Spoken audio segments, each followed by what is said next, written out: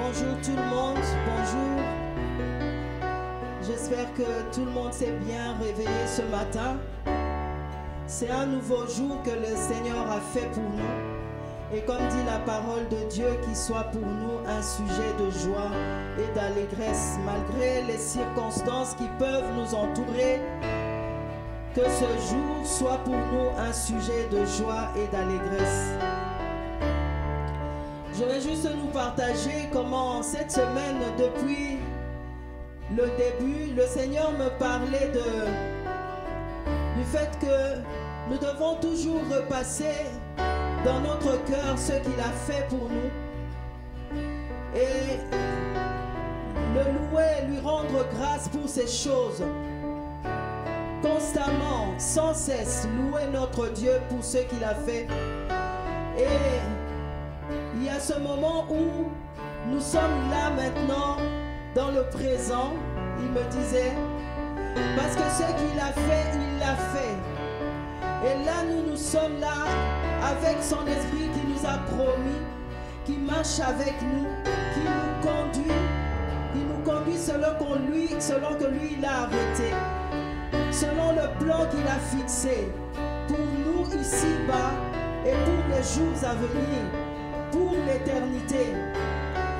Et le Seigneur me disait de dire à parole d'espoir, nous louons le Seigneur pour ce qu'il a fait. Nous sommes dans ce moment présent pour faire ce que lui il a prévu que nous fassions pour le futur. Mais n'oublions pas de parler de l'espérance. Parce que nous avons besoin que notre foi augmente en espérance. Et cette espérance est que Jésus est allé nous préparer une place et que nous irons à cet endroit. Le Seigneur me le disait depuis lundi. Mais j'étais dans cet élan de Seigneur, je suis devant ta face pour que tu nous conduises et que tu conduises ton peuple dans ton adoration, dans la louange. Mais je ne savais pas ce qui allait arriver dans la semaine. C'est seulement après que j'ai compris pourquoi Dieu parlait d'espérance. Parce que nous sommes des passagers sur la terre.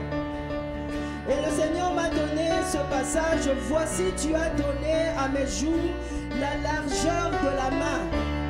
Et ma vie est comme un rien devant toi. Oui, tout homme debout n'est qu'un souffle. Et il y a une pause. On réfléchit à ce que un homme debout n'est qu'un souffle. Oui, l'homme se promène comme une ombre, il s'agite vainement, il amasse et il ne sait qui recueillera. Maintenant, Seigneur, que puis-je espérer en toi et mon espérance?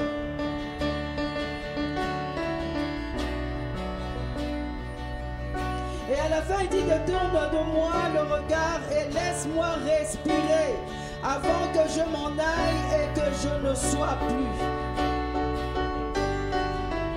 Et après ça, le Seigneur me donne le psaume 90, verset 12, qui nous dit tout simplement, enseigne-moi à compter mes jours. Donc nous sommes appelés pendant ce moment que nous sommes dans le présent à bien compter nos jours pour l'éternité.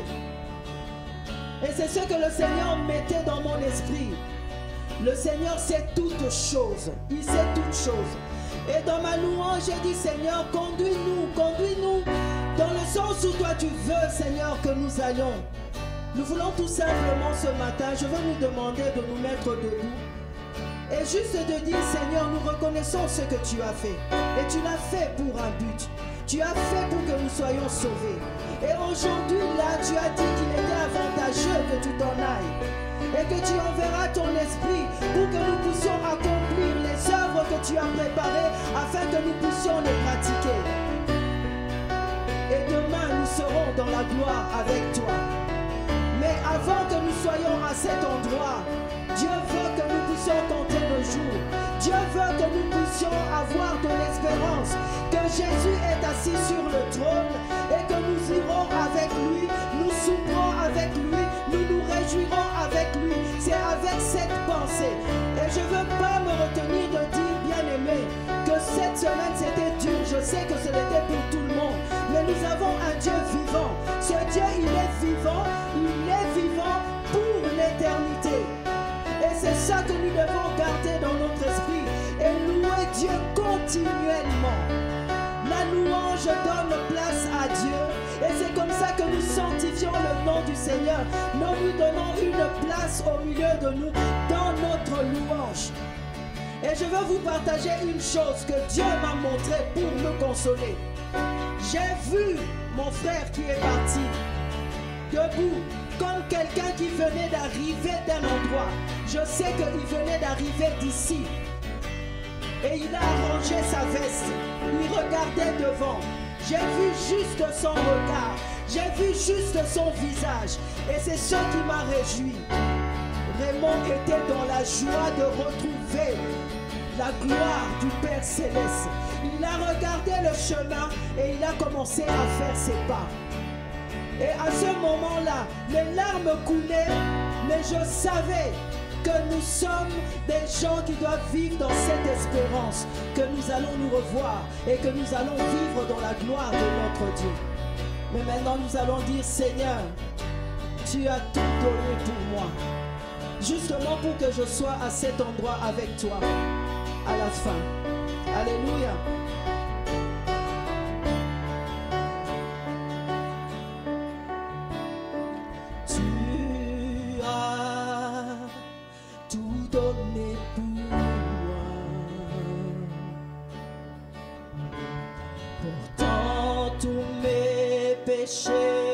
à la croix,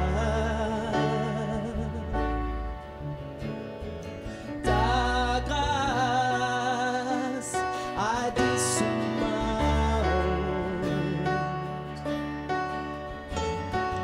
dans l'océan de ton amour sans fin.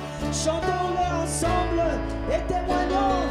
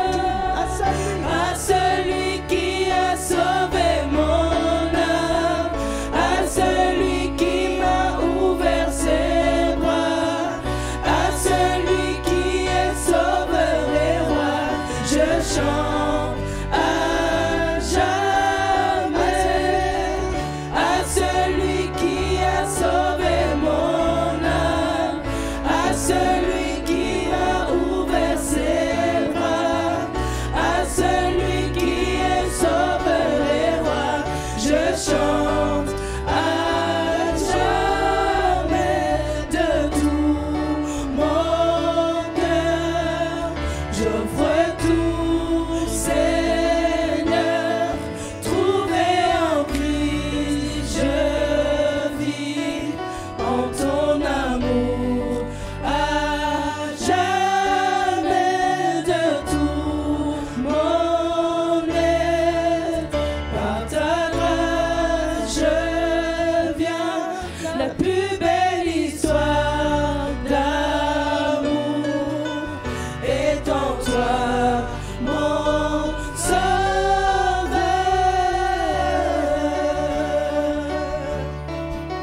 La plus belle histoire d'amour est en toi, mon Jésus. Nous allons dire encore une fois, tu as tout donné pour moi.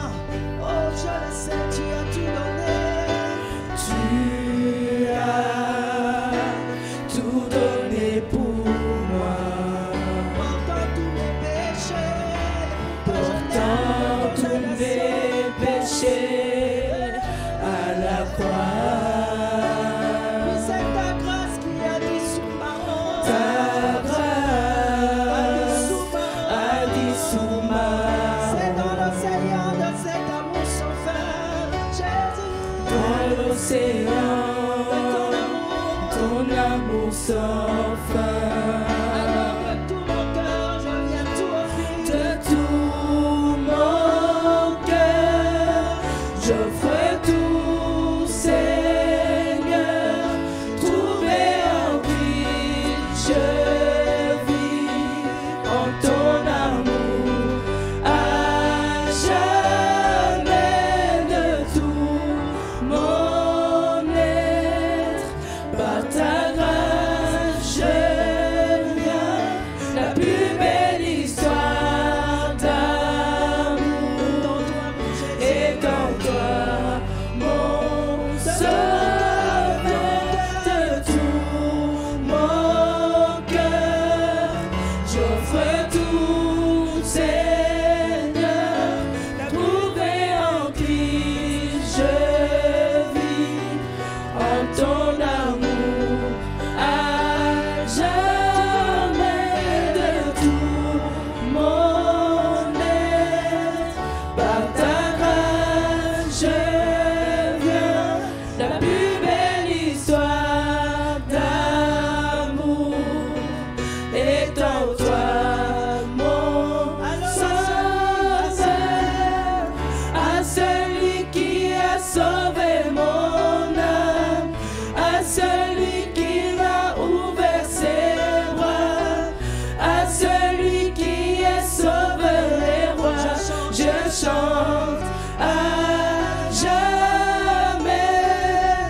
À celui qui a sauvé mon âme, à celui qui m'a ouvert ses bras, à celui qui est sauveur et roi, je chante à jamais.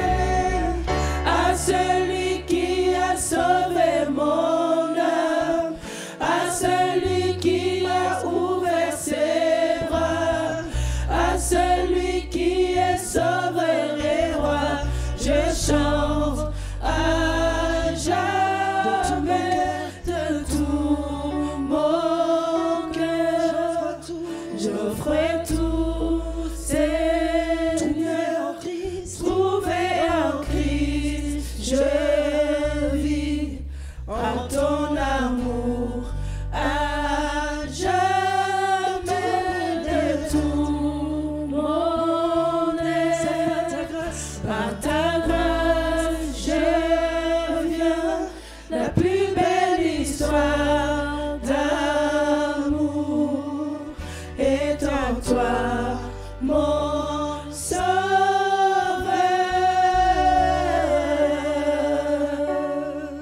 Chaque le cœur remercie Dieu pour l'œuvre de la croix, pour la lumière qui est venue dans le monde, pour éclairer nos ténèbres.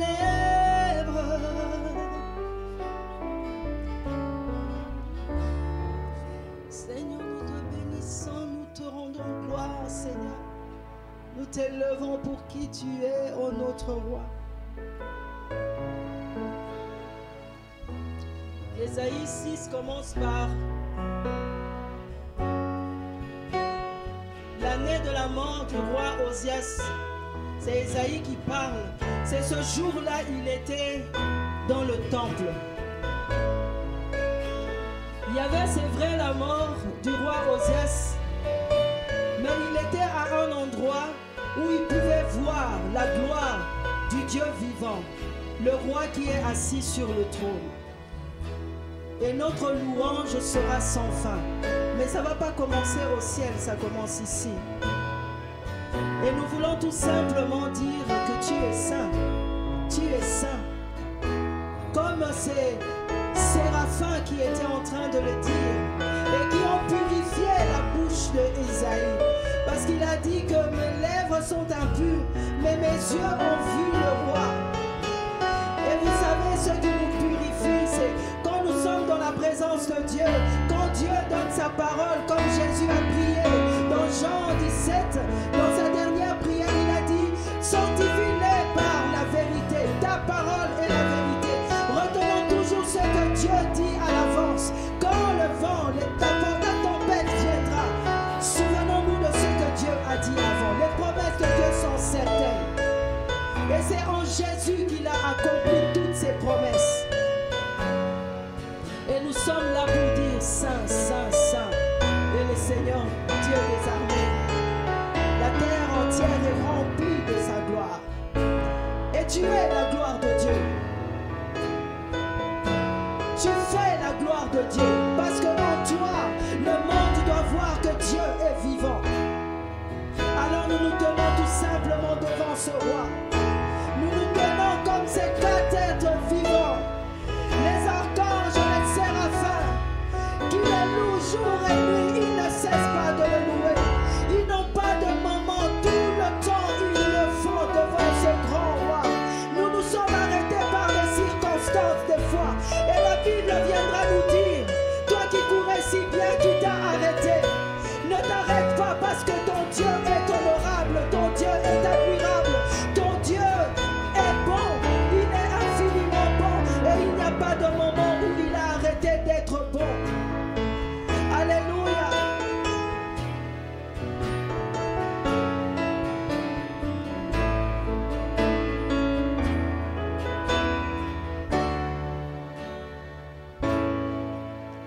Les quatre êtres vivants, les archanges et les séraphins entonnent leur louange à l'honneur du grand roi. Et les 24 vieillards se prosternent et jettent leur couronne devant sa majesté. Les saints, les quatre vivants se prosternent, les archanges et les séraphins entendent leur louange à l'honneur du grand roi. Et les 24 vieillards se prosternent et jettent leur couronne devant sa majesté.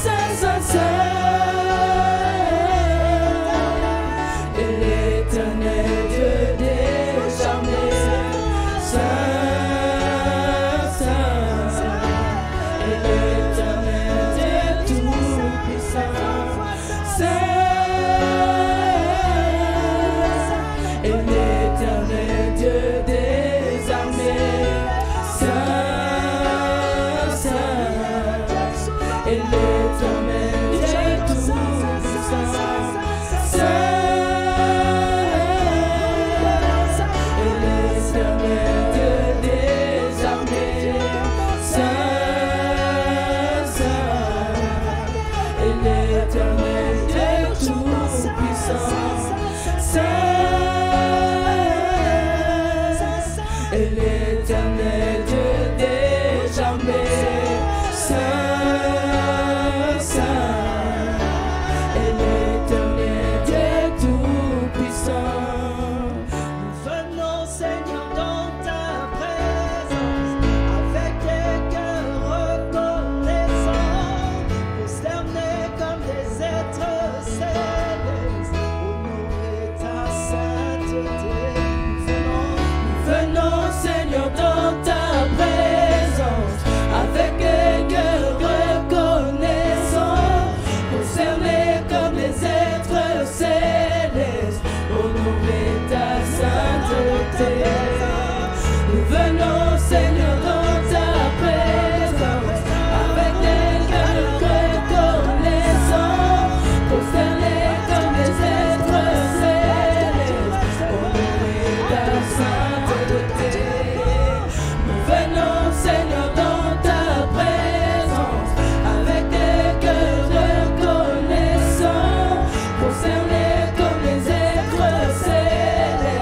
honorer ta sainteté.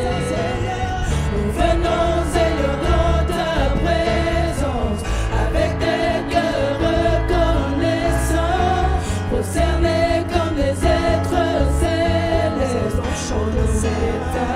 Nous venons, Seigneur, dans ta présence, avec des cœurs reconnaissants, concernés comme les êtres célestes, honorer ta sainteté. Saint, Saint, Saint, Saint, et l'Éternel Dieu des armées. Saint, Saint, et l'Éternel Dieu tout-puissant. Saint, et l'Éternel Dieu des armées. Saint, Saint, et l'Éternel Dieu tout-puissant.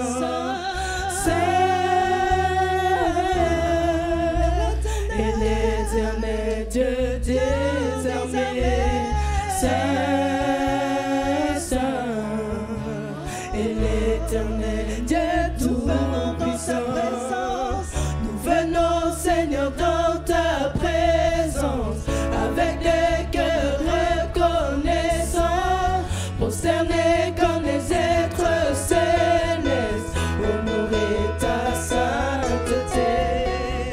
Nous venons, Seigneur, dans ta présence, avec des cœurs reconnaissants, prosternés comme les êtres célestes, honorer ta sainteté. Saint, Saint, Saint, Saint, et l'Éternel Dieu des armées. Saint, Saint, et l'Éternel Dieu tout-puissant. Saint, et l'Éternel Dieu des armées. Saint, Saint, et l'Éternel Dieu tout-puissant.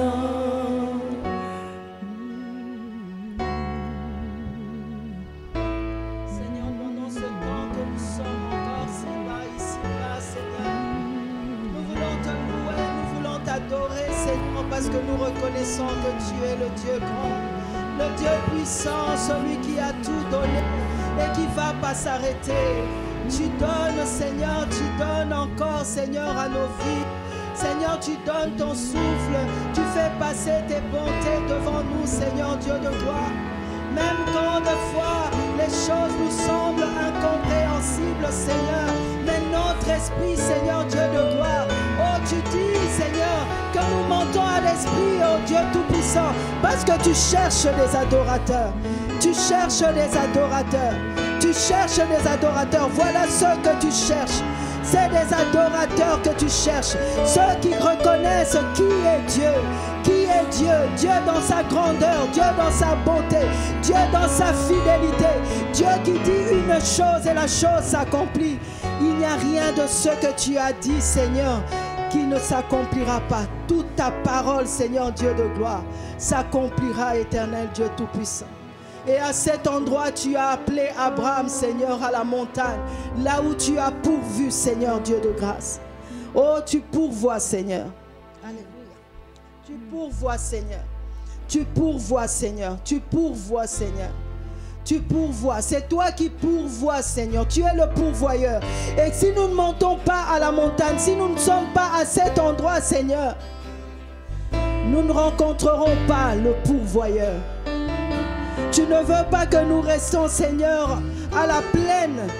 Comme ils ont dit, Seigneur Dieu Tout-Puissant, dans le livre de 2 Rois, Seigneur Dieu Tout-Puissant, que leur Dieu est le Dieu de la montagne, parce qu'ils savaient qu'à la montagne, il se passait des choses puissantes, des choses auxquelles on ne pouvait pas résister. Quand Dieu agissait, quand on l'avait rencontré à la montagne, on pouvait descendre. Mais on avait la puissance de celui qui est en haut, de celui qui donne la victoire en tout temps. Seigneur, nous venons, Seigneur Dieu Tout-Puissant. Alléluia. Devant Jireh, le Dieu qui pourvoit, la source de nos ressources, notre providence, le Dieu de la providence. En aucun moment il a manqué. En aucun moment il a été absent, parce qu'il s'appelle Je suis. Et c'est lui que nous venons louer en ce moment. Alléluia.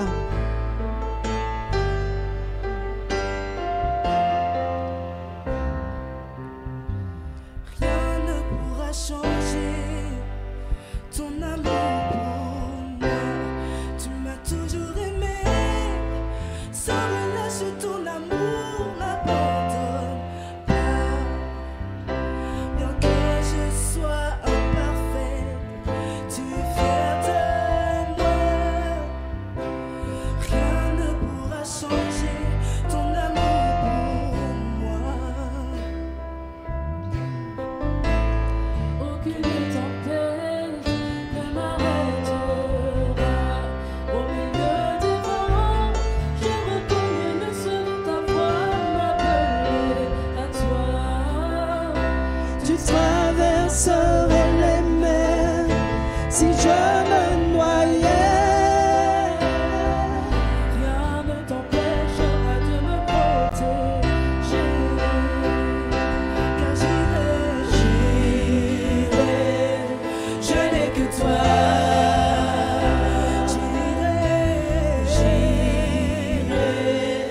Je n'ai que toi. En toutes circonstances, je serai comblé, car tu es. Je n'ai que toi. Je n'ai que toi. Je n'ai que toi. Je n'ai que toi. Je n'ai que toi. Je n'ai que toi. Je n'ai que toi. Je n'ai que toi. Je n'ai que toi. Je n'oublierai jamais ce que tu as fait. Maintenant je vois du sommet des monstres dont tu m'as sauvé. Et même dans la vallée, tu es avec moi. Je n'oublierai jamais ce que tu as fait. Je n'oublierai jamais. Je n'oublierai jamais. Tu as fait. Car son nom est Jireh. Je n'ai que toi. Jireh, je n'ai que toi. En toutes circonstances, je serai comblé, car tu es. Je n'ai que toi. Je n'ai que toi. Je n'ai que toi. Je n'ai que toi. Je n'ai que toi. Je n'ai que toi. Je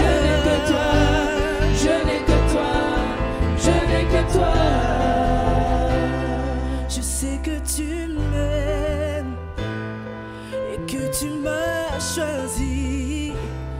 Je sais qui tu es, alors je sais qui je suis. Je sais que tu m'aimes plus que je ne l'imagine. Je n'ai que toi.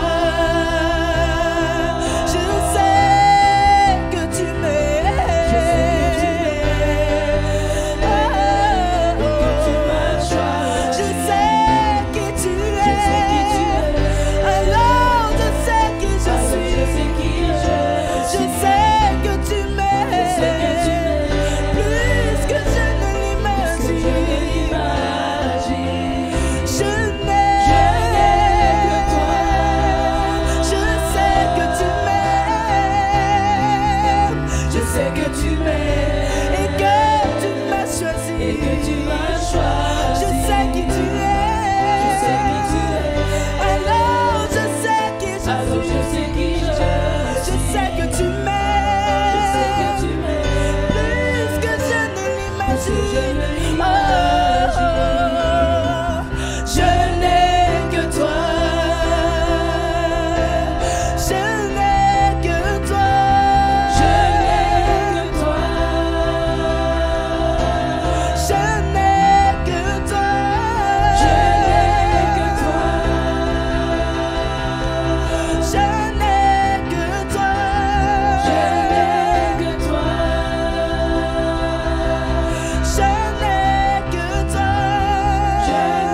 n'ai que toi. Je n'ai que toi. Je n'ai que toi. Je n'ai que toi. Je n'ai que toi. Je n'ai que toi. Je n'ai que toi. Je n'ai que toi. Je n'ai que toi. Il n'y a que toi. Il n'y a que toi. Il n'y a que toi. Il n'y a que toi. Il n'y a que toi. Seigneur, c'est vrai qu'il n'y a que toi. Nous t'adorons, nous te donnons la gloire, nous te donnons les honneurs. Alléluia, à toi la louange, Seigneur. Merci pour tout ce que tu es pour nous, Seigneur. À toi l'adoration, Seigneur. Dans le nom de Jésus. Amen. Est-ce qu'on peut acclamer, juste prendre le temps, acclamer notre roi. Amen. Alléluia. Vous pouvez prendre place, les musiciens est resté encore là. Alléluia. Bonjour à tous. J'espère que vous allez bien malgré tout ce que l'Église est en train de traverser. Et avant de passer au message qui nous sera apporté ce matin par le pasteur Zor, on voulait un peu faire des annonces avant le message. Donc comme tout le monde vous le savez, notre frère Raymond nous a précédés dans la gloire depuis mercredi passé à 18h30 et on voulait vous communiquer quelques, disons, les programmes en fait qu'il y a. Donc aujourd'hui, le dimanche 26 à 19h30 et disons 17h30 ici à l'église. Donc de 17h30 à 19h30, il va y avoir un moment de recueillement. On va disposer les chaises différemment pour accueillir la famille. Donc on a ouvert l'église pour la famille. On a ouvert l'église à la famille. Donc nous, on vous encourage de venir pour encourager la famille, de venir.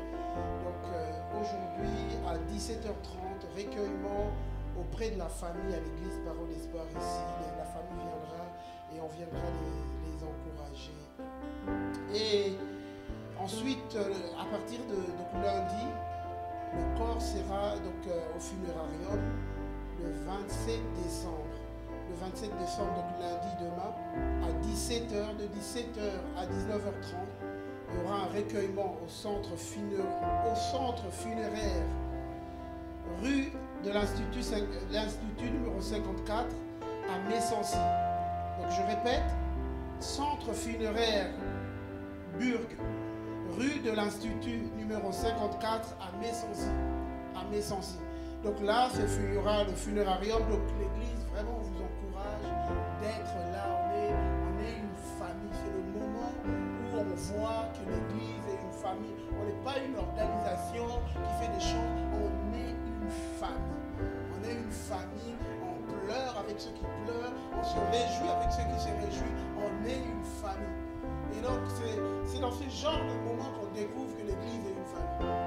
L'Église est une famille. On est là, on se soutient. Et vraiment, on vous encourage d'être là, de soutenir. Continuez à le faire dans la prière chez vous. Mais soyez là pour la famille. Soyez là. Et puis, on va traverser ce moment ensemble. On va traverser ce moment douloureux ensemble. Et moi, je crois que Dieu va penser le cœur. Dieu va être là. Dieu est là. Dieu est là. Dieu est là. Et donc, voilà. Donc, ça sera lundi de 17h à 19h30. Mardi, c'est pareil. De 17h à 19h30. Recueillement au centre funéraire Burg, rue de l'Institut numéro 54 à Messancy. Et puis, mercredi, ça sera le jour, le dernier jour, le 29 décembre, à 10h, on va voir un moment ici à l'église, Parole d'Espoir, ici. Le dernier adieu ici à l'église, à 10h. On va voir un moment de recueillement de 10h. C'est prévu que ce soit de 10h à midi.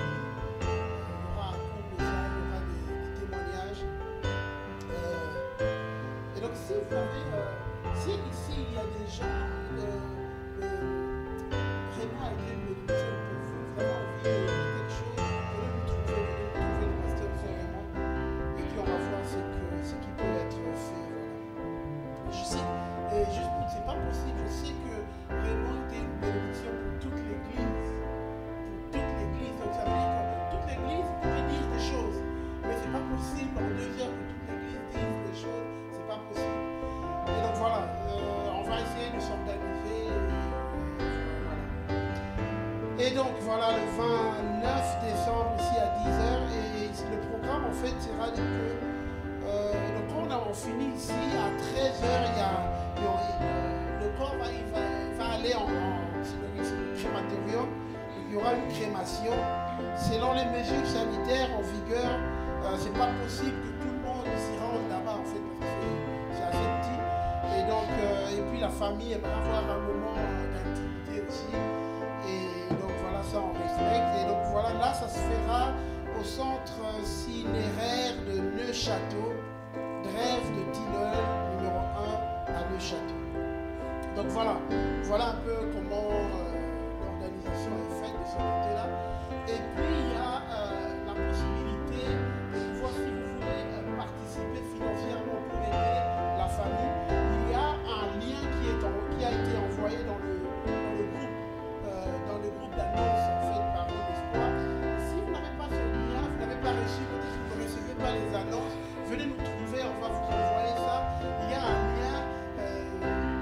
Dans ce lien, vous pouvez vous connecter et avec votre carte, vous pouvez faire votre participation à la famille. Et si peut-être vous, techniquement, c'est pas possible de participer, vous ne savez pas le faire sur le plan technique, allez sur internet, vous pouvez aussi venir nous trouver, on va voir comment on va s'organiser.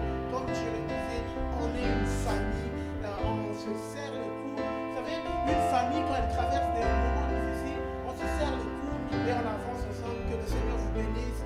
Je laisse maintenant toute la place à notre pasteur, le pasteur Jean, qui va nous conduire plus loin.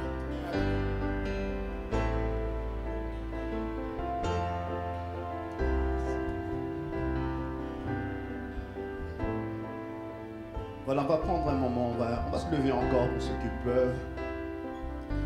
Moi j'aime de lire dans le livre d'Apocalypse, on va chanter ce chant, Saint, Saint, Saint. Moi j'aime dans le livre d'Apocalypse quand je lis, la Bible dit qu'il y a une louange qui monte dans le ciel. On peut en voir des gens, des anges, des archanges, des séraphins, ce sont des rangs d'anges élevés qui sont en train de louer. Et puis la Bible dit à un moment donné, le son du ciel change. Parce qu'il y a des prières des hommes et des femmes qui montent. Et la Bible dit que ce sont des fois des plaintes, des fois des pleurs. Des hommes et des femmes qui viennent de la terre. Et puis tout d'un coup, lorsque le son de la prière des hommes et des femmes monte dans le ciel, la louange du ciel change. nos prières, nos pleurs parfois peuvent modifier la louange qui vient dans le ciel. Moi j'aime ce chant qui est emprunté du livre d'Apocalypse, quand on décrit les anges, les séraphins qui sont en train de louer, d'adorer. Et puis tout d'un coup, quand le son change, ils se mettent à chanter Saint, Saint, Saint et l'Éternel des armées. Lorsque nous levons les mains, ce n'est pas parce que nous savons des réponses à tout. Nous levons les mains parce que nous reconnaissons que sa parole est vraie malgré les circonstances. Pour Job, la Bible nous dit que Job, à un moment donné, on vient lui annoncer toutes sortes de nouvelles. La Bible dit lorsqu'il a tout entendu, il a perdu des êtres chers. La Bible dit que Job se prosternait. Job se prosternait. Il s'est prosterné dans un moment d'adoration, il s'est prosterné. Ce matin, nous voulons avoir les mains levées. Les mains levées. Dis Seigneur, je n'ai pas réponse à tout, je ne sais pas tout expliquer. Mais ce que je sais, c'est que ta parole est vraie. Et parce que ta parole est vraie, la louange ne sera jamais tarie de ma bouche. Je te louerai encore, je te célébrerai encore. Raymond était un adorateur. C'était un conducteur de louange, un prédicateur, il était plein de choses. Nous voulons ce matin, malgré la douleur que nous ressentons, dire au Seigneur, Seigneur, nous ne savons pas tout, mais nous voulons lever les mains en disant que tu es encore digne d'être loué, tu es encore digne d'être adoré, tu es encore digne d'être célébré dans le nom puissant de Jésus-Christ. Les quatre êtres vivants, les archanges et les séraphins entendent leur louange à l'honneur du grand roi. Et les 24 vieillards se prosternent et jettent leur couronne devant sa majesté, priant qu'il est saint, saint, saint, saint, saint. Et l'Éternel des armées, saint, saint. Et l'Éternel des tout-puissants, saint. Et l'Éternel des armées, saint, saint. Et l'Éternel des tout-puissants, les quatre êtres vivants, les archanges et les séraphins entendent leur louange à l'honneur du grand roi. Et les 24 vieillards se prosternent et jettent leur couronne devant sa majesté, criant qu'il est saint, saint, saint, saint, saint. Et l'Éternel des armées, saint, saint. Et l'Éternel des tout-puissants, saint. Et l'Éternel des armées, saint, saint. Et l'Éternel des tout-puissants, saint. Et l'Éternel des armées, saint, saint. Et l'Éternel des tout-puissants. Nous venons, Seigneur, dans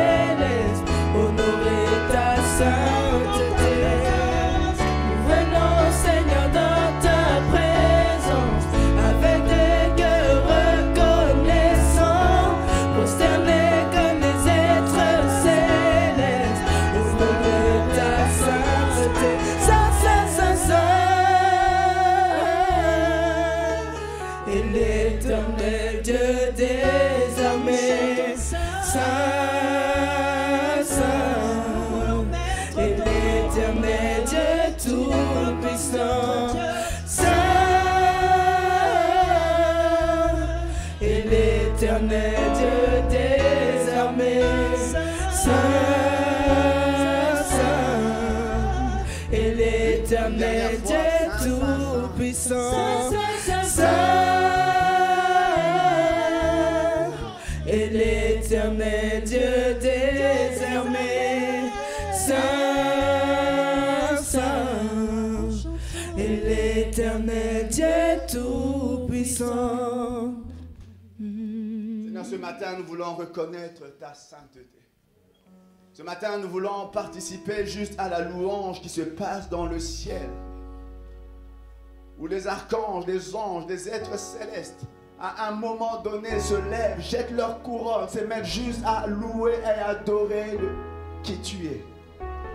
Permets-nous ce matin de participer à cette louange.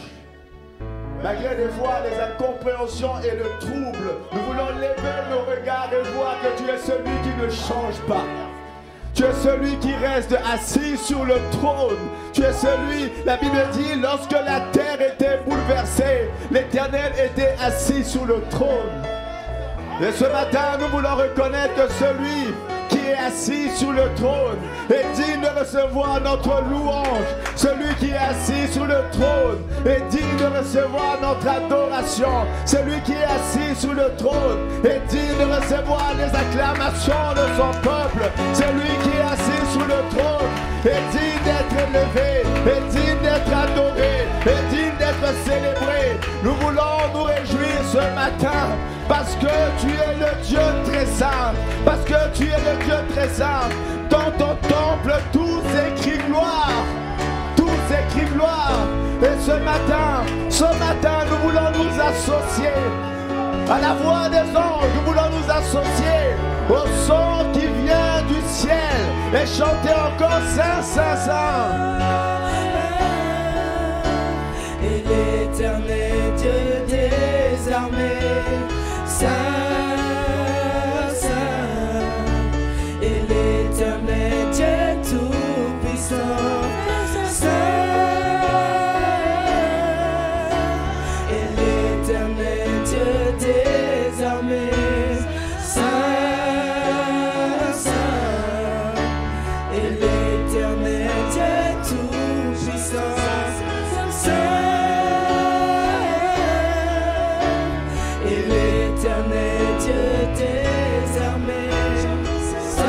Juste les voix, laissez-moi entendre les voix, ces paroles sont simples. L'éternel Dieu tout-puissant, Saint, et l'éternel Dieu des armées, Saint, Saint, et l'éternel Dieu tout-puissant, Saint, et l'éternel Dieu des armées, Saint, Saint, et l'éternel Dieu tout-puissant, Saint, et l'éternel Dieu des armées, Saint, Saint, et l'éternel Dieu tout-puissant. Alléluia, alléluia.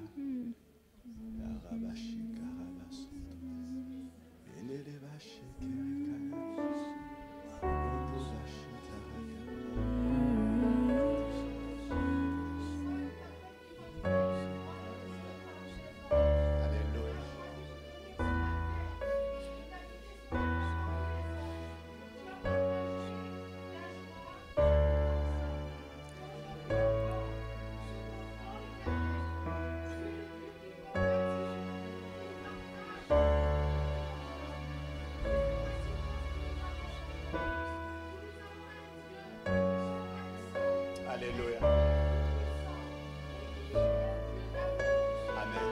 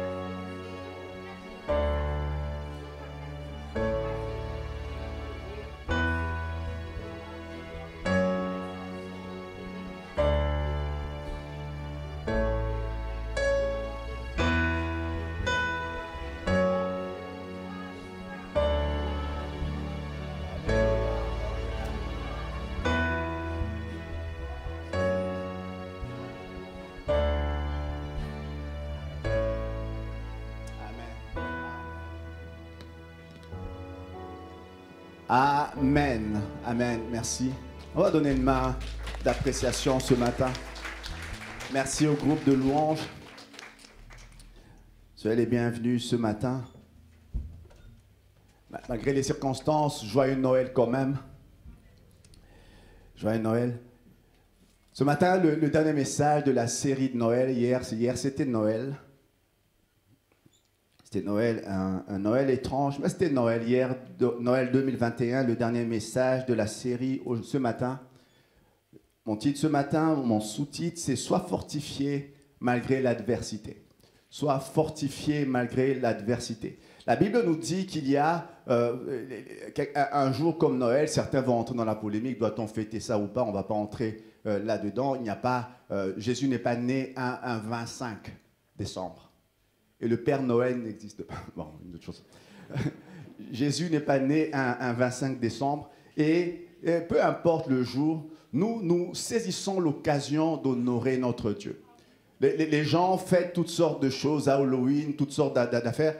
Et pour une fois dans l'année, les gens mettent l'emphase sur Christ. Mais ce n'est pas le bon jour, même si ça précédait d'autres traditions, tout ça. Peu importe, nous voulons saisir ce moment pour parler encore plus de Christ. Pour parler encore plus de notre Dieu. Et quand nous lisons, il y a des jours comme ça dans la Bible, il y a dans l'Ancien Testament des jours particuliers, des jours de fête un peu particuliers. Mais dans le livre de Proverbes 24, il dit, il y a un moment, ce qu'il appelle le jour de l'adversité. Proverbes 24:10 dit, au jour de la détresse, au jour de l'adversité, que ta force ne faiblisse pas. Le jour de l'adversité. Chacun d'entre nous, ça arrivera que nous passions par ce jour-là, le jour de l'adversité. Le jour de l'adversité. On va lire dans le livre de Luc 2. Luc était en train, c'est un écrivain particulier, il fait un peu l'œuvre d'un historien. Et on va poursuivre la série et continuer le passage que le pasteur Christian avait partagé avec vous la semaine dernière. On va lire Luc 2, 8, 14. Il est écrit...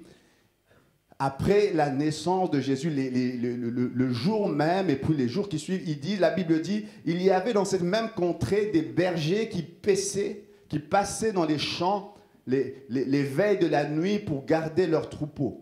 Et voici un ange du Seigneur leur apparut et la gloire du Seigneur resplendit autour d'eux. Ils furent saisis d'une grande frayeur, mais l'ange leur dit, ne craignez point, car je vous annonce une bonne nouvelle qui sera pour tout le peuple le sujet d'une grande joie. C'est qu'aujourd'hui, dans la ville de David, il vous est né un sauveur qui est le Christ, le Seigneur. Et voici à quel signe vous le reconnaîtrez. Vous trouverez un enfant emmailloté et couché dans une crèche. Drôle d'endroit. Et soudain, il se joignit à l'ange une multitude de l'armée céleste louant Dieu et disant « Gloire à Dieu dans les lieux très hauts et paix sur la terre parmi les hommes qu'il agrée. » Y a-t-il des hommes que Dieu agrée ce matin? Paix sur vous, paix sur la terre parmi les hommes, parmi les femmes que Dieu agrée. Moi, j'aime parce que on dit beaucoup de choses dans la Bible. On voit dans l'Ancien Testament des visions du ciel. Mais c'est la première fois qu'on voit carrément les armées du ciel descendre sur la terre pour conduire la louange. La première fois, on entend le son qui vient du ciel et les bergers qui étaient là, qui étaient tout autour de Bethléem, ont vu tout d'un coup un ange apparaître et puis les armées, ils étaient innombrables. Ils voient une louange qui vient du ciel en train de proclamer la paix et la gloire. Qu'est-ce qui se passe à ce moment-là? C'est un temps particulier. Parce que la Bible dit que Jésus-Christ a été immolé avant la création du monde. C'est-à-dire avant, dans l'éternité, le temps n'existe pas. L'éternité, le passé, le présent, le futur se confondent dans un présent continu. Dans l'éternité, le temps n'existe pas. Le temps est une création. La Bible dit, quand Dieu a créé le monde, il y a eu un moment donné, il a créé les astres. Et puis à ce moment-là, le temps est apparu. Le temps est une création. Le ciel, dans le ciel, le temps n'existe pas. L'éternité n'existe pas. Dans l'éternité, le temps n'existe pas. La Bible dit qu'il y avait dans le ciel à ce moment-là, Christ a été immolé avant la création du monde, mais il y avait comme une inadéquation entre ce qui est dans l'éternité et ce qui se passe dans le naturel, dans le temps. Mais il y a un moment quand l'éternité et le temps se rencontrent. Un moment où le temps, le présent se met au diapason de ce qui est déjà arrivé dans le ciel. Et c'est un moment comme celui-là, un moment d'éternité où tout d'un coup, il va y avoir une conjonction, il va y avoir le temps, l'éternité et le temps qui vont se rencontrer, un moment particulier. Les anges sont en train de célébrer ce moment-là. Et ce moment qui est un moment grandiose dans le ciel, un moment que des prophètes avaient annoncé depuis des temps anciens, c'est un moment de grande adversité pour des hommes et des femmes qui les vivaient. Vous comprenez ça? Un moment glorieux pour le ciel, mais un moment d'adversité pour les gens qui les vivent. Des fois, nous vivons et nous regardons de façon très romantique, et les enfants aiment ça. On voit un petit bébé couché dans une crèche. Mais quand les anges viennent dire il y a un enfant emmailloté couché dans une crèche, pour un papa, pour une maman, ce n'est pas un endroit rêvé où un enfant peut naître. Quelqu'un me suit? C'est romantique et on chante entre le bœuf et l'âne gris. Et puis, on a des chants qu'on a... Moi, j'ai accueilli la famille il y a 2 jours, et une de mes belles-sœurs, elle aime bien les chants de Noël. Il y a toutes sortes de chants magnifiques. Combien comprennent qu'entre le bœuf et l'âne gris, les bœufs, ce n'est pas des animaux forcément sympathiques et propres pour mettre un bébé. Vous êtes d'accord? Moi, je sais, il y a des familles, quand le bébé naît, vous allez les voir, ils vous mettent déjà du gel hydroalcoolique. C'était avant le Covid, avant tout ça. Avant de toucher le bébé, il fallait vraiment laver les mains, tout ça. J'ai déjà été plein de fois dans le salle d'opération. Là, c'était presque la même chose, chirurgicalement, laver les mains pour toucher le bébé. Et là, l'enfant né, on le met là où les animaux mangent. Et quand vous vivez ça, on peut le voir de façon romantique, mais c'est un temps d'adversité pour cette famille-là. Ôtez de votre tête que parce que c'est un moment kéros, un moment particulier pour Dieu, ça va être un moment facile. Ça ne marche pas toujours comme ça. Mon premier point ce matin, sois fortifié malgré les difficultés. Sois fortifié malgré les difficultés. Je vais aller plus loin dans l'histoire. Quand Jésus naît, on dit qu'il y a un temps magnifique, les bergers sont en train de chanter. Et puis la Bible nous dit, Christian en avait parlé la semaine dernière, il y a des rois qui viennent d'Orient, ils voient une étoile se lever, ils viennent vers Bethléem, ils savent qu'un roi est né en Israël, un roi vient de naître. Et puis ils se trompent, un roi, ils s'attendaient à voir un roi dans un palais royal. Ils vont voir Hérode, Hérode qui est un monarque installé par les Romains qui dominaient la région. Et puis ils disent qu'il y a un roi qui vient de naître, Hérode, ce monarque fou et sanguinaire qui a tué une partie de sa famille parce qu'il avait peur de perdre le pouvoir. Il s'est dit, il y a un bébé qui vient de naître, il a peur d'un bébé et il est en train de manigancer un plan pour tuer ce bébé qui vient de naître. Et puis dans une histoire un peu dingue, il organise le meurtre de plusieurs bébés qui avaient moins de 2 ans dans cette partie-là du pays. Moins de 2 ans. Et la Bible nous dit que les historiens de l'époque ne marquent même pas ce détail-là. Pour les gens, c'était un détail. Parce qu'à ce moment-là, lorsqu'on tuait des gens, c'était par millions, par milliers. On tuait des tas de gens. Il y avait des guerres sanguinaires terribles. Mais là, à ce moment-là, c'est quelques dizaines. Bethléem était un petit village. C'est quelques dizaines ou vingtaines d'enfants qui meurent. L'histoire ne retient pas ça. Mais Matthieu, inspiré par Dieu, a pris le temps d'écrire. À un moment, Matthieu revient sur une prophétie que Jérémie avait donnée des siècles auparavant. Il a dit, on a entendu des cris à Rama, des pleurs et des grandes lamentations. Rachel pleure ses enfants et n'a pas voulu être consolée parce qu'ils ne sont plus. C'est ça aussi Noël.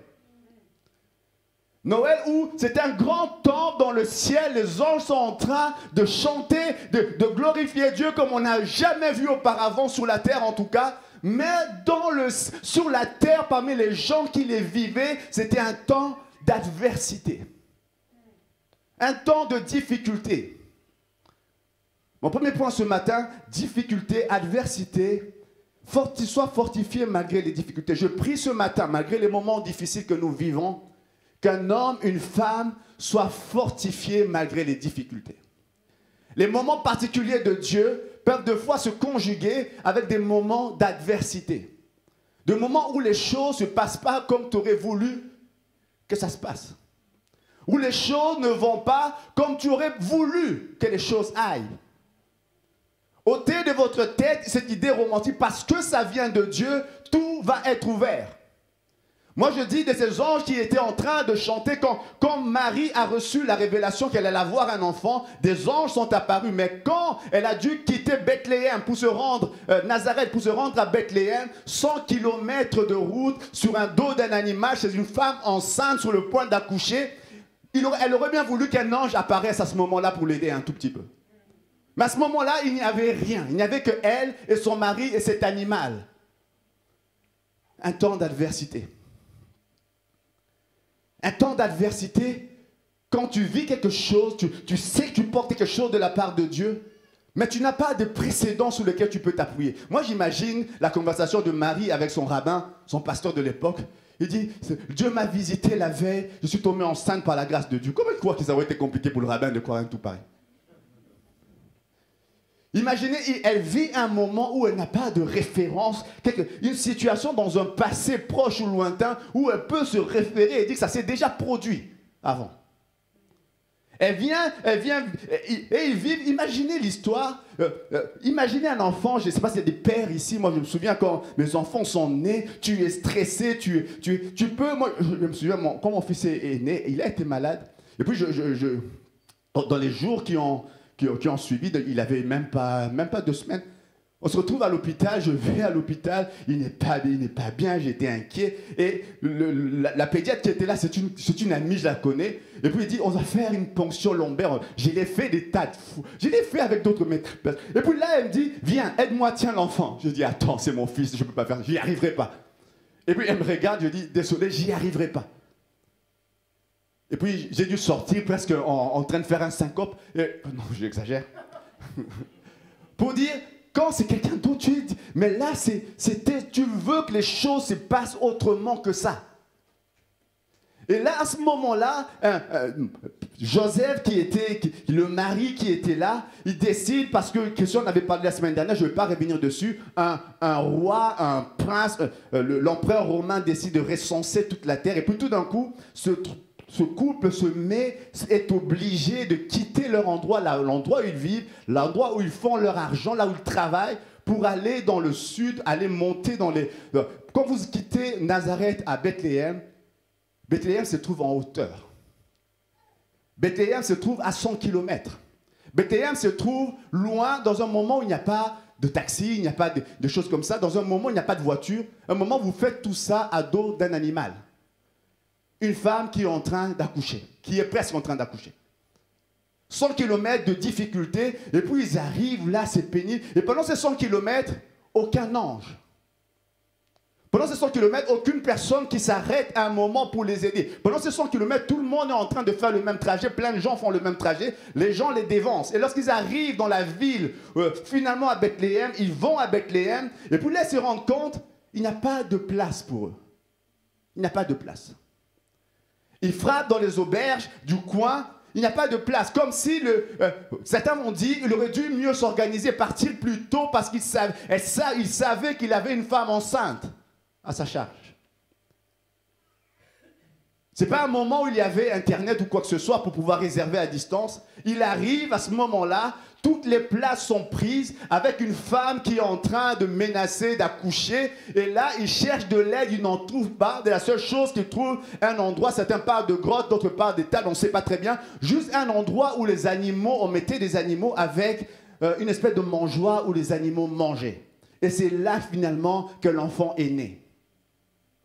Combien croient que ce n'est pas un endroit, ce n'est pas idyllique ça comme un... Il y a des couples ce matin. Tu ne rêves pas de ça pour ton fils ou pour tes enfants. Tu ne rêves pas d'un endroit comme celui-là. Mon message ce matin, c'est que 2 fois, quand le Dieu est en train de faire quelque chose, ça ne se conjugue pas toujours avec des moments faciles. Il y a par moments de l'adversité que tu dois affronter, malgré le fait que tu es en plein dans ce que Dieu a prévu. Tu me suis? Il y a par moments des moments de peine, de difficulté, des moments où tu as l'impression qu'il n'y a pas de place, tu es seul. Mais tu es quand même en plein dans le centre de la volonté de Dieu. Si tu as l'impression que quand c'est facile, Dieu est avec toi, tu vas être surpris. Il y a des tas de moments où Dieu est avec toi, mais il n'y a pas de place pour toi. Tu as une vision que Dieu t'a donnée, mais il n'y a pas de place pour l'exprimer. Tu es un chanteur que Dieu, un musicien que Dieu va élever à un moment, mais il n'y a pas de plateforme pour toi.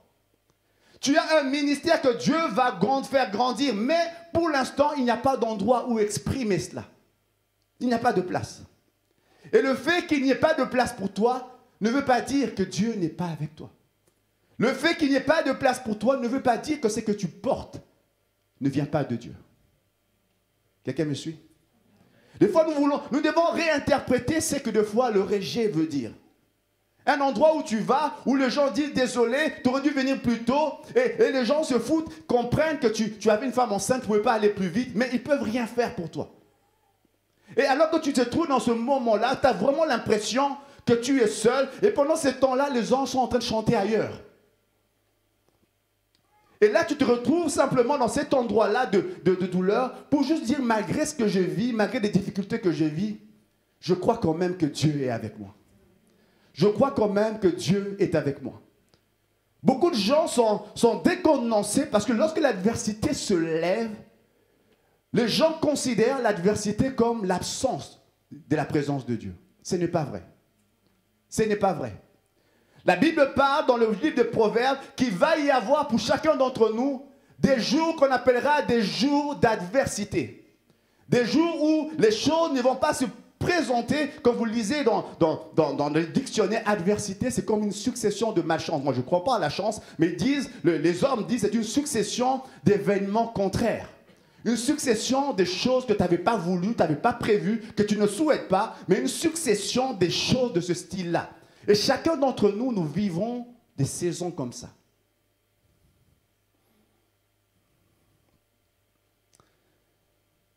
Des moments d'adversité.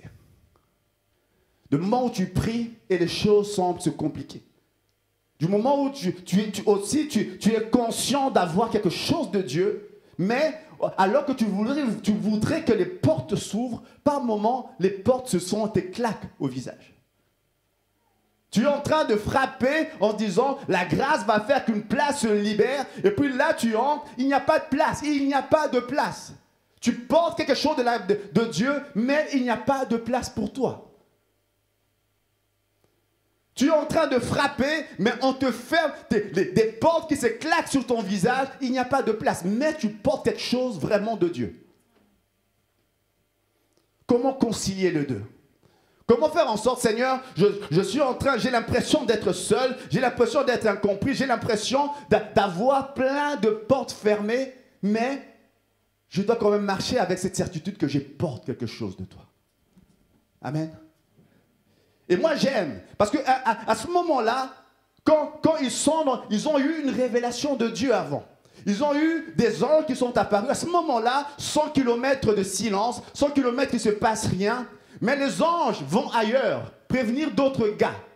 Il y a des moments où tu n'as pas besoin que le ciel descende. Il y a des moments où tu as besoin que des humains viennent.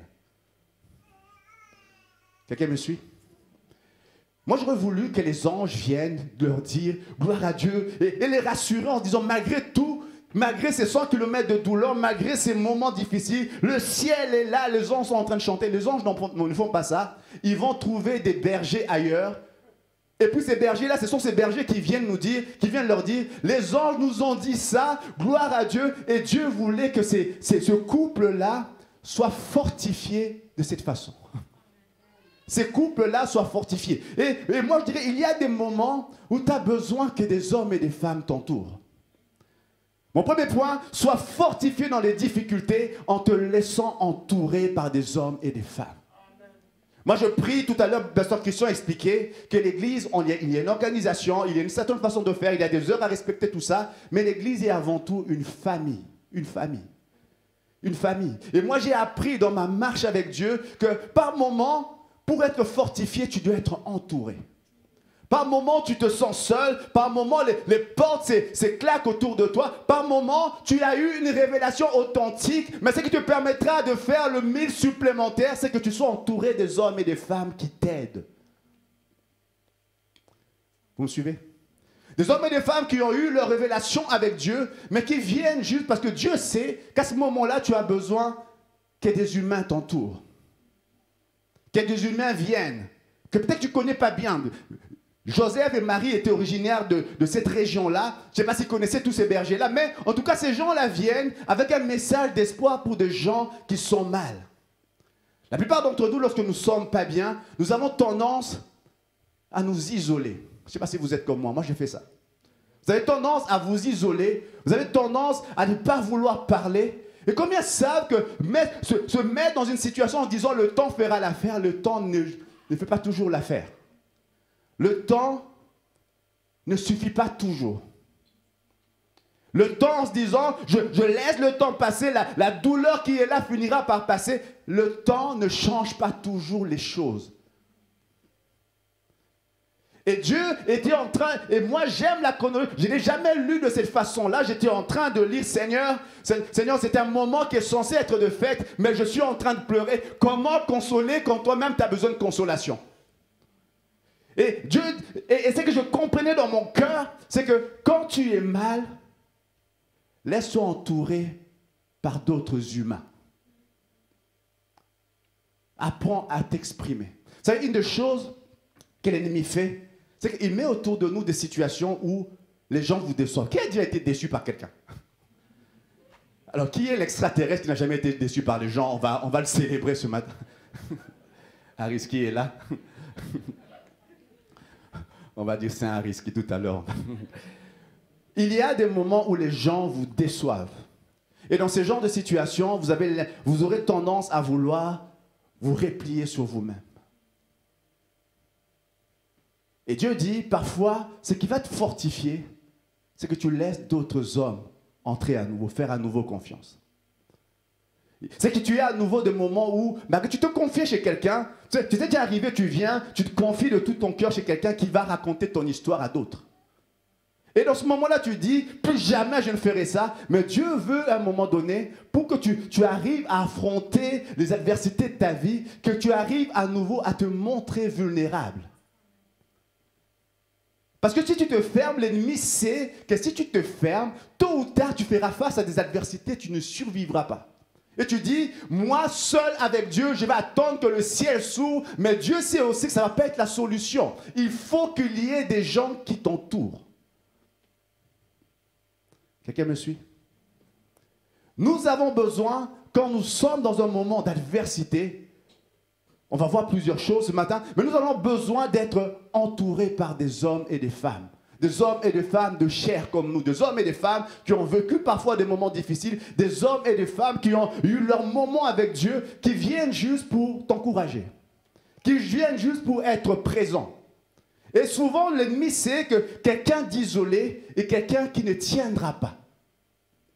Voilà pourquoi dans des moments comme celui-ci, l'Église a besoin d'être présente auprès de ceux qui pleurent. Dans des moments comme celui-ci, en respectant évidemment, tout le monde n'est pas pareil, mais en respectant ce que la personne accepte ou n'accepte pas, mais être présent près de ceux qui pleurent. Mets ta théologie de côté et peut-être ta propre douleur, tu es encore en train de pleurer, mais il y a d'autres qui pleurent plus que toi. Prends le temps de t'arrêter et apporte ta consolation à ceux qui pleurent. Apporte ta consolation à ceux qui pleurent.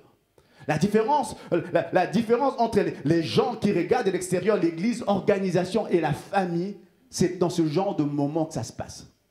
On n'est pas juste de gens qui se rencontrent, on compte, il a bien prêché aujourd'hui, on met un like ou un délac en fonction de ce que tu as aimé ou pas. Nous sommes une famille faite des hommes et des femmes qui se soutiennent. Des hommes et des femmes qui s'encouragent, des hommes et des femmes qui viennent, des hommes et des femmes. Vous savez, des fois, quand tous ces moments, cette semaine s'est passée, et puis on pense à Raymond, notre frère, qui est dans la gloire. Et puis, je me souviens, l'année passée, c'était exactement il y a quasi un an. Je me souviens, c'était une soirée, Raymond vient, il vient en soirée chez moi. Je n'étais pas prévu, j'étais surpris, toi ici, qu'est-ce que tu fais? Et puis je dis, alors Raymond était responsable de plusieurs départements.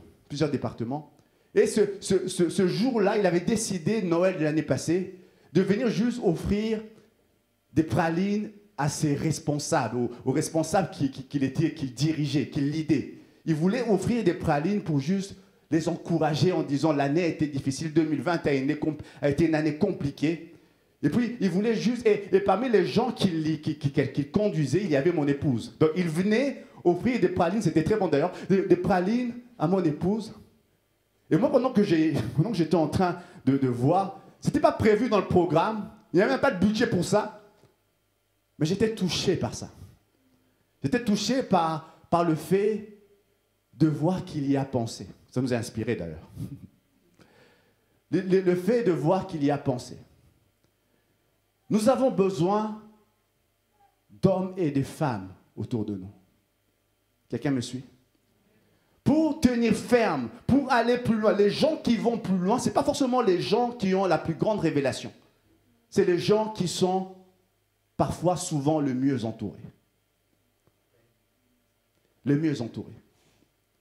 Les gens, malgré le fait que tout te pousse à dire, les gens vont parler de toi, les gens vont peut-être raconter les choses que tu confies à d'autres. Et l'idée serait de dire, je ne dis plus rien, je me cache, je garde tout. Mais Dieu sait qu'il va y avoir des moments de ta vie, il faut qu'il y ait des gens qui t'entourent. Et si tu t'enfermes, tu te prives d'une aide qui te sera précieuse à un moment. L'Église est considérée, c'est une assemblée d'hommes et de femmes qui ont rencontré le Seigneur et qui deviennent une aide et un encouragement pour d'autres. Certains sont actuellement dans un moment d'adversité. Demain, ça sera probablement ton tour. Alors, pourquoi je dis probablement, certains vont dire non, pas moi dans le nom de Jésus. Ça va arriver, des moments d'adversité. Ça va arriver. Mais que ta force ne faiblisse pas dans ce moment-là en te laissant entourer par des hommes et des femmes qui sont plus forts que toi maintenant. Demain, ça sera ton tour, tu seras plus fort et tu les aideras. Mais aujourd'hui, tu es peut-être plus fort, tu es peut-être plus faible. Aujourd'hui, tu es peut-être dans la douleur. Laisse-toi fortifier, encourager par d'autres personnes, d'autres humains. Quelqu'un me dit Amen? Amen. Deuxième point, sois fortifié malgré les pleurs. Sois fortifié malgré les pleurs. J'aime ce qui est dit. On a entendu des cris à Rama, des pleurs et des grandes lamentations. Rachel pleure ses enfants et n'a pas voulu être consolée parce qu'ils ne sont plus. Et moi, quand j'étais en train de lire, je me disais, les historiens n'ont pas retenu ces gens, ces enfants qui meurent. Mais Dieu voulait qu'on en parle. C'était une dizaine d'enfants, peut-être une vingtaine, on n'en sait rien. Il y avait un petit groupe d'enfants qui mouraient et Dieu voulait qu'on mette une emphase dessus parce que c'était ça aussi Noël. Le premier Noël, c'était ça. On voit, il y a du côté romantique, on ne parle pas beaucoup. J'ai peu entendu prêcher là-dessus, mais il y avait des enfants qui mouraient à ce moment-là. Et je me dis, parmi les bergers que les anges étaient en train de rencontrer, il y avait des pères dont les enfants allaient mourir. Parmi les bergers que les anges étaient en train de rencontrer, il y avait des voisins qui étaient là, qui allaient voir leurs voisins perdre leurs enfants. Il y avait des oncles, des tantes. Il y avait parmi les gens qui entouraient, qui voyaient le ciel s'ouvrir, il y avait des gens qui allaient être impactés par le drame qui allait prendre place à Bethléem. Et à ce moment-là, alors que je dis mon premier point, il faut que tu sois fortifié, encouragé par les gens.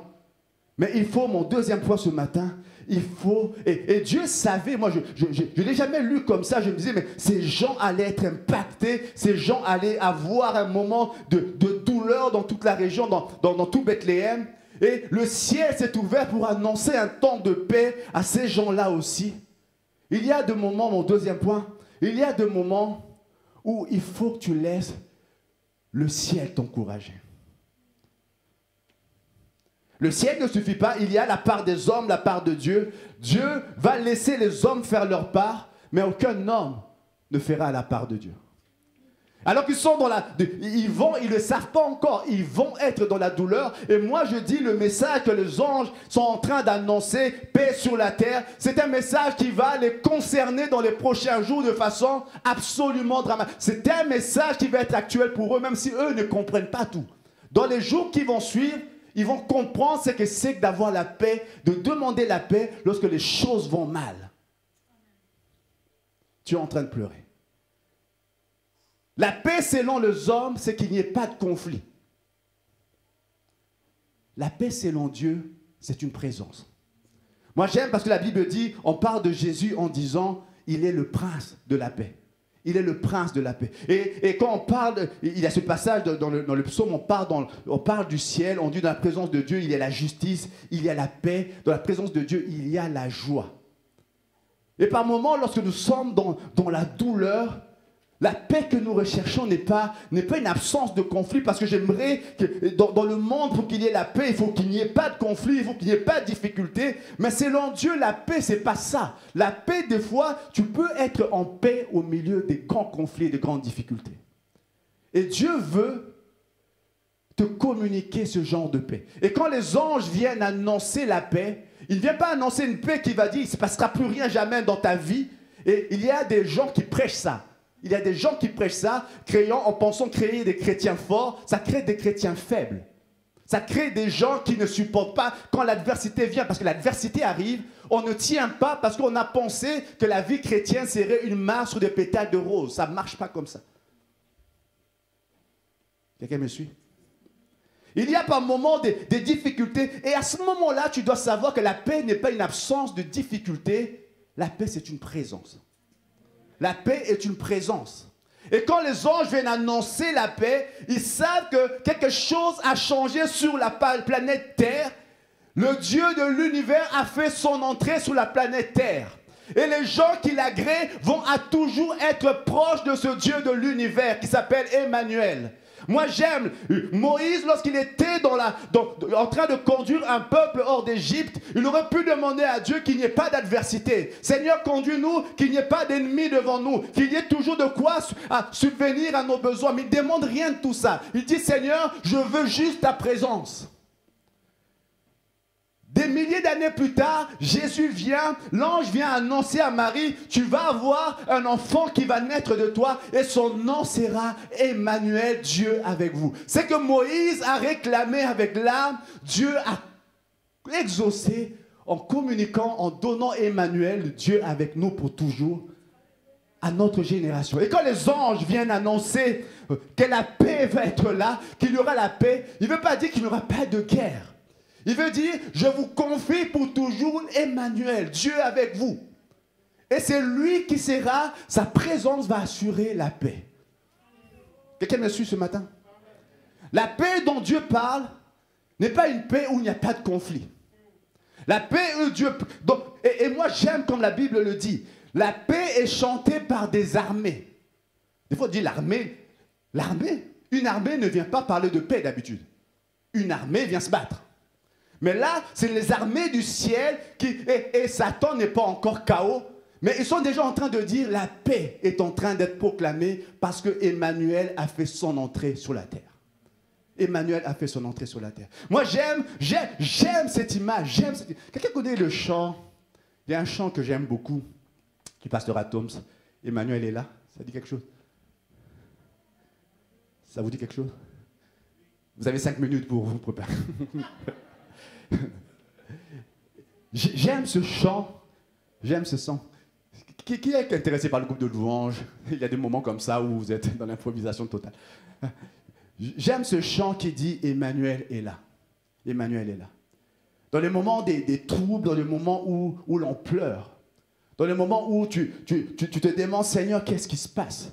Tu trouves juste dans la présence du Seigneur une paix. Une paix qui n'apporte pas toutes les réponses. Mais une paix qui te rassure en disant Dieu est toujours sur son trône. Une paix où tu dis Seigneur, je suis encore en train de lever mes mains. Je n'ai pas les réponses quand je lève mes mains. Et j'ai des gens qui me posent comment, pasteur, ça se passe comme ça? Comment les choses peuvent se dérouler? Je n'ai pas toutes les réponses. Mais ce que je sais, c'est que sur son trône, Dieu est assis. Et que je sais que ce qui se passe dans ma vie, mes circonstances ne changent pas qui Dieu est. L'apôtre Paul dans la prison, dans Philippiens 4.4, il dit « Réjouissez-vous dans les seigneurs ». Pas se réjouir dans vos circonstances, pas se réjouir dans les événements positifs de vos vies. Non, se réjouir dans Dieu, parce que lui ne change pas. Et se réjouir, ce n'est pas juste rire. On peut être malgré tout dans la douleur, on peut être dans des difficultés, mais dans une paix quand même, dans une quiétude. Ne nous cachons pas la face. L'absence de Raymond est douloureux.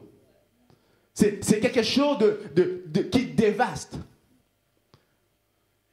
On devait annoncer, venir des fois être celui qui va donner la mauvaise nouvelle. Et pendant longtemps, on est en train de se dire comment je vais l'annoncer. Il faut que moi-même je tienne. Comment consoler quand toi-même tu as besoin que Dieu te console? Et ce que je sais, c'est que j'ai découvert de Dieu, ce que je savais de Dieu, c'est que sa présence fait la différence.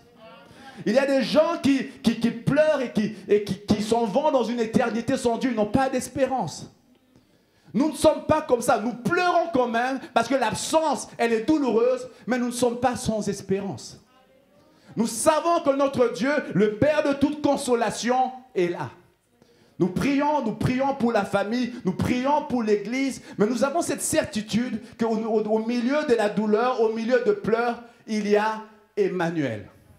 Il y a cette promesse éternelle, c'est que Moïse a voulu, Moïse l'a réclamé, Dieu, sans que nous le sachions, nous l'a donné. Il dit, et quand les anges viennent chanter, ils ne viennent pas dire qu'il n'y aura plus jamais de guerre sur la terre, parce que les 2000 ans qui ont suivi nous ont montré qu'il y avait des guerres, mais ils sont venus annoncer que désormais sur la planète Terre, les choses changent. Emmanuel est entré en scène. Pour ceux que Dieu agrée, pour ceux qui viennent chercher la présence de Dieu, Emmanuel est promis. Emmanuel est celui qui te donne la paix au milieu des troubles. Emmanuel est celui qui va te permettre de garder ta sérénité quand les choses défilent et que ton agenda t'échappe. Je sais ce que c'est qu'un agenda qui t'échappe. Où les gens disent, je vais t'avoir un rendez-vous avec toi, pasteur, la semaine prochaine. Je ne sais pas dire où je serai la semaine prochaine. Je n'ai pas toujours mon agenda. Je ne suis pas maître de mon agenda. C'est un peu compliqué à organiser. Mais au-delà de tout ça, je reste en paix. Je reste en paix.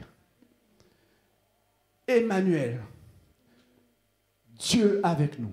Et quand les gens sont en train de chanter, ils sont en train de proclamer une paix que les hommes ne peuvent pas comprendre. Et je prie que la paix que les anges déclarent, proclament, soit la paix que l'Église Parole d'Espoir connaît dans ce genre de moments. Il y a des moments où les gens remettent tout en cause. Il y a des moments où les gens se posent la question, pasteur, comment? Je n'ai pas de réponse, je n'invente pas les réponses que je n'ai pas. Je n'invente pas les réponses que je n'ai pas. Parfois, des choses totalement injustes arrivent aux hommes droits. Je n'ai pas de réponse à tout. Mais ce que je sais, je proclame. Ce que je sais, c'est que Dieu est là. Ce que je sais, c'est que le Seigneur ne fait jamais défaut. Ce que je sais, c'est que le Seigneur, malgré les incompréhensions, Dieu est toujours assis sur son trône. Et parce que Dieu est assis sur son trône, nous pouvons lever les yeux vers le ciel et dire, Seigneur, tu es encore digne d'être loué. Tu es encore digne d'être adoré. Tu es encore digne d'être célébré. Amen. Vous savez, ce genre de moment où on pense à plein d'événements, à plein de questionnements, Et la réponse que le Seigneur m'a donnée, c'est une réponse dans sa présence. Une réponse dans sa présence. Église, parole d'espoir. Que ces moments soient des moments où tu te rapproches encore plus du Seigneur. Que les moments où tu as besoin de consolation, tu as besoin qu'il y ait une paix dans ton cœur, le prince de la paix est sur la terre. Le prince de la paix est ce que Dieu te confie. Et quand Moïse priait en disant, Seigneur, les gens auraient dit, et moi si j'étais à la place de Moïse, Seigneur, j'aurais dit, Seigneur, permets qu'il n'y ait plus jamais d'adversité. Permets que nous puissions traverser le désert sans qu'il y ait de combat, sans qu'il y ait d'ennemis, sans qu'il y ait des méchants qui viennent contre nous. Mais Moïse n'avait pas demandé ça. Moïse disait, Seigneur, qu'il m'ait donné, que ta présence soit là, Seigneur. Que ta présence soit là. Les conflits peuvent être là, les difficultés peuvent être là, mais je sais que si ta présence est là, tout ira bien. Tout ira bien. Ta présence. Et quand les anges viennent, quand les anges annoncent Emmanuel, quand les anges parlent d'Emmanuel, quand les anges disent ce nom qui peut être incompréhensible, Dieu avec nous, il fait référence à la demande de Moïse qui n'était pas comprise du genre de son temps, même de nous, les contemporains. Mais lorsque nous réalisons que nous obtenons ce que Moïse demandait, nous sommes dans la joie, Seigneur. Les douleurs, des fois les tempêtes peuvent se lever, mais je sais qu'Emmanuel est là. Je sais que des fois nous sommes dans une barque et ça va de partout, mais quand je regarde autour de moi, je sais qu'il est encore là, même si pour l'instant les choses semblent se balloter de toutes parts. Je sais qu'Emmanuel est encore toujours avec moi. Et ce matin, je dis à l'église Parole d'Espoir, Emmanuel est encore là. Emmanuel est encore là. Nous pleurons, c'est vrai, mais nous ne sommes pas sans espoir. J'aime ce passage de Paul qui écrit à l'église de Thessalonique, une église où il y a des tas de jeunes gens qui sont tués, des tas de jeunes gens qui sont persécutés. Il dit, nous ne voulons pas, frères, que vous soyez dans l'ignorance au sujet de Thessaloniciens 4, 13, 14, ce n'est pas écrit dans vos Bibles. Nous ne voulons pas, frères, que vous soyez dans l'ignorance au sujet de ceux qui dorment, afin que vous ne vous affligez pas comme les autres qui n'ont point d'espérance.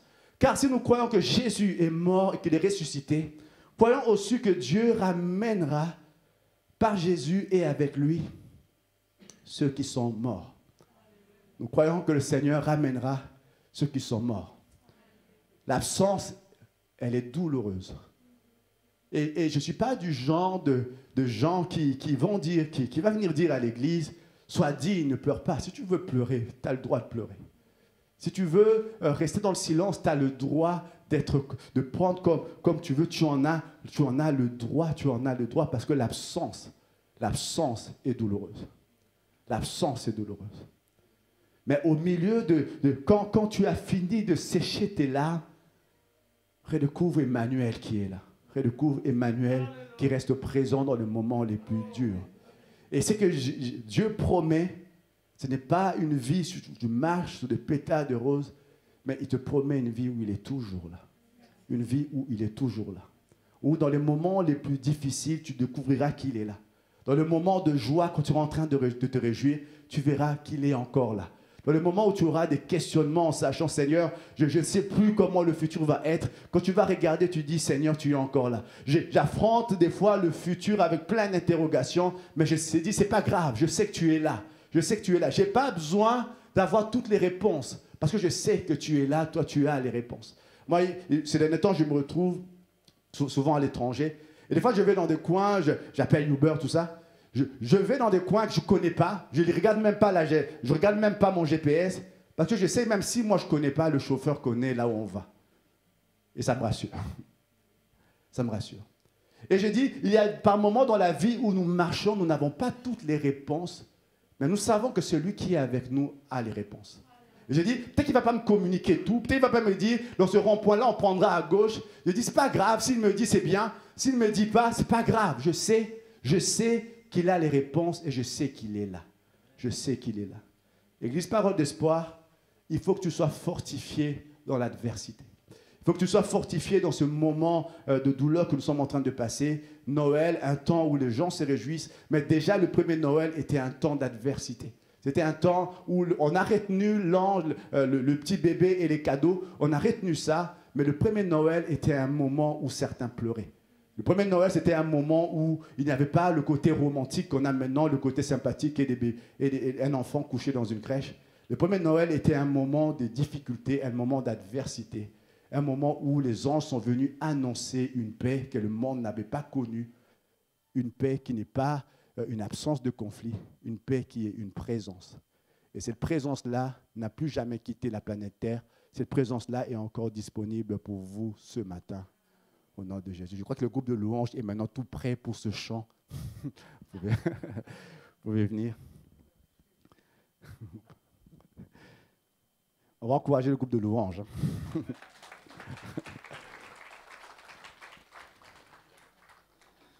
Plus sincère, plus sérieusement, notre frère Raymond avait plusieurs casquettes dans l'église. Et quand quelqu'un disait, c'était pas de façon, c'était ses mots à lui, c'était pas de façon péjorative, il disait, c'est celui qui remplaçait tout le monde qui était toujours disponible. Dans la louange, il remplaçait. Tu étais responsable d'un truc, tu étais en retard, c'est lui qui prenait le relais. Un chant difficile que tout le monde, alors ça j'ai appris récemment, un chant difficile que tout le monde hésitait à chanter, lui il se lançait. Il se lançait. On va prier pour le groupe de louanges, parce qu'il était parmi les conducteurs de louanges. Je sais on est tous affectés. Ils sont affectés d'une manière particulière. Je demande au pasteur Christian, on va prier pour eux. Avant de prier pour Emmanuel, avant de chanter, on va juste prier pour la famille, pour le groupe de louanges. Que le Seigneur apporte la consolation, qui n'est pas juste une émotion qui se calme, c'est une présence. Une présence. Que le Seigneur apporte sa paix, qui n'est pas juste une absence de conflit. C'est une présence. Une présence.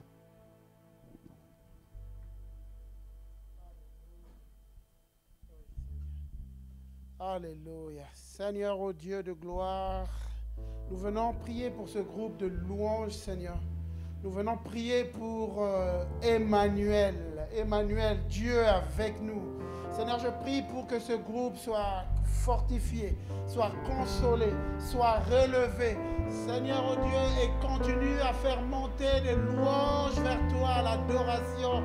Oh Dieu de gloire, Seigneur, là, au milieu de cet endroit où nous sommes, nous venons déclarer que tu es notre lumière, Seigneur.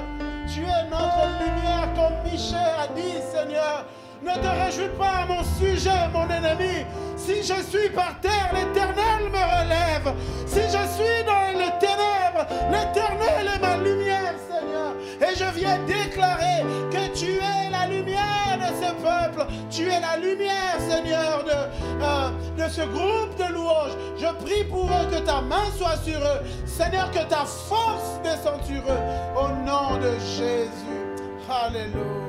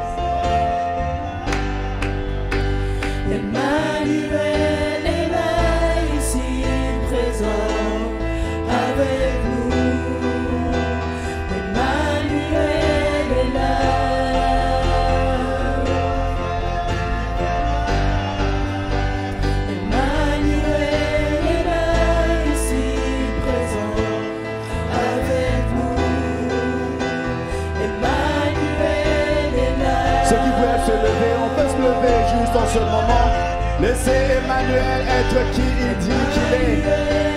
Nous prions pour l'Église. Avec nous, Emmanuel est là.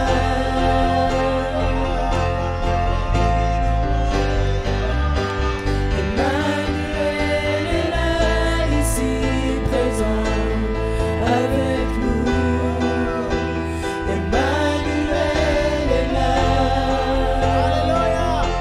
Alléluia. Accueille Emmanuel.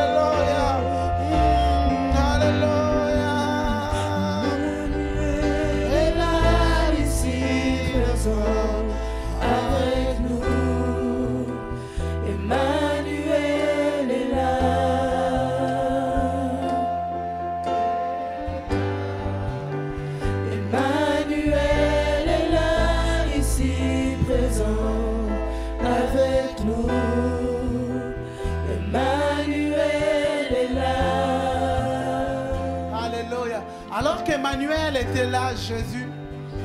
Au milieu de cet endroit qui n'était pas terrible, au milieu de cet endroit qui n'était pas beau, un autre groupe est arrivé, c'était les mages. Ils arrivent, et puis là, au milieu de cet endroit, parce que les mages étaient dans une déception. Ils pensaient que le roi allait naître dans le palais royal, et puis finalement, ils le voient naître dans cet endroit. Mais qu'est-ce qu'ils font? La Bible dit, ils se mettent à l'adorer. Ils se mettent à adorer Emmanuel. Ils se mettent à l'élever. Ils se mettent à ouvrir leur cœur et à lui offrir. Et ce matin, ce que je demande à chacun d'entre nous, on va se mettre à élever Emmanuel.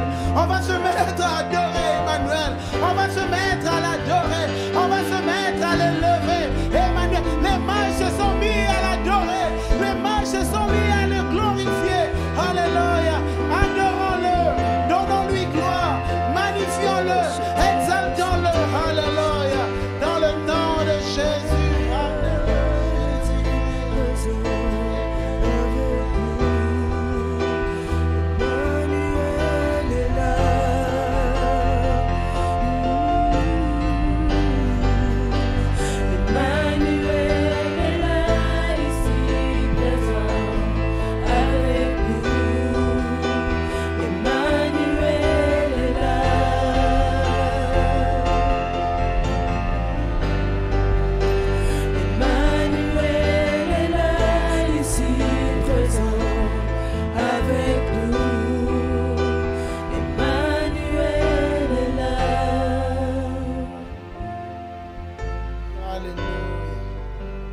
Seigneur, nous te bénissons, nous te glorifions, comme il nous a été prêché. Tu restes sur ton trône, tu restes en position d'autorité. Et ce matin, l'Église Parole d'Espoir t'honore. Ce matin, l'Église Parole d'Espoir honore le Dieu je suis, celui qui est au-dessus de toutes choses, Seigneur. Nous te bénissons, nous te glorifions. Voici ce que nous te disons, Seigneur. Nous sommes fiers de t'appartenir. Nous sommes fiers de t'appartenir, Seigneur. Nous sommes fiers de t'appartenir. Nous sommes fiers de t'appartenir. Nous sommes à toi. Reçois la louange, la gloire, les honneurs. Je te prie, bénis l'Église, Seigneur. Bénis les hommes et les femmes. Rencontre-les. Seigneur, ceux qui sont connectés avec nous sur Internet, rencontre-les, Seigneur. Dans le nom de Jésus, Seigneur, merci pour tout. Est-ce qu'on peut l'acclamer, notre Dieu? Alléluia. Amen. Alléluia. Notre culte arrive à sa fin. Que le Seigneur vous bénisse. Nous n'avons pas d'autres annonces, on a donné les annonces. Restez dans la louange, dans l'adoration, laissez-vous fortifier, laissez-vous consoler, laissez-vous relever. Et il y a juste un point que j'ai dit tout à l'heure, que notre sœur Sylvie m'a envoyé un message pour corriger. J'ai dit tout à l'heure au crématorium que c'était un moment réservé à la famille. Elle m'a envoyé un message pour dire que non, toutes les personnes, c'est ouvert à tout le monde. C'est ouvert à tout le monde. Que le Seigneur vous bénisse et soyez bénis, fortifiés dans le nom de Jésus. J'allais oublier. Les offrandes, les sœurs vont passer pour les offrandes. Alors on va faire passer les annonces habituelles. C'est un culte spécial. Les annonces, les réunions de prière. On va communiquer en tout cas cette semaine pour vous dire pour mardi et jeudi ce que va être ce moment de prière. On va communiquer, donc soyez vraiment attentifs aux communications qui vont passer dans notre groupe d'annonces Parole d'Espoir. Voilà. On aimerait juste accueillir des gens qui viennent pour la toute première fois. Je ne sais pas s'il y a des gens qui viennent pour la toute première fois. Est-ce que vous pouvez nous faire signe ceux qui viennent venir? Soyez bénis, soyez richement bénis. Nous vous souhaitons vraiment la bienvenue dans la maison de Dieu. Si vous n'avez pas d'autres églises, celle-ci peut devenir votre église, votre maison. Si vous vous avez une autre église, veuillez saluer cette église de notre part. Mais ne partez pas tout de suite. Il n'est pas là. Est-ce que vous pouvez venir devant, voir Esther? Elle est ici devant. Elle est venir, elle va pour avoir un moment juste de présenter. N'ayez pas peur. C'est juste pour vous présenter l'église, qui nous sommes. Et puis on a un petit cadeau pour vous. On a un petit cadeau pour vous. Que le Seigneur vous bénisse. Alors, on n'a plus d'autres annonces. Que le Seigneur vous bénisse. Que la main de Dieu continue à agir dans vos vies. Soyez bénis dans le nom de Jésus. Amen.